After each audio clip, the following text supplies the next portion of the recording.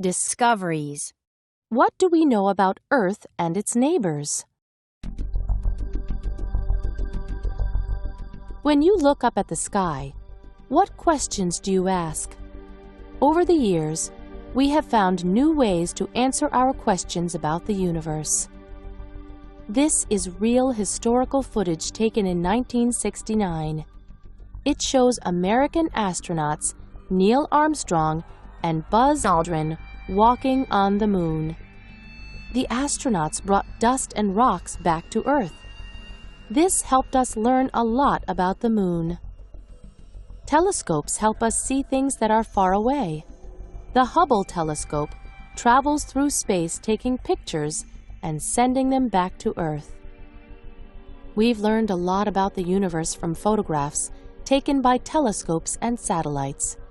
Here is an amazing photograph of a solar flare exploding out from the sun. And scientists learned about Saturn from this photograph of its rings.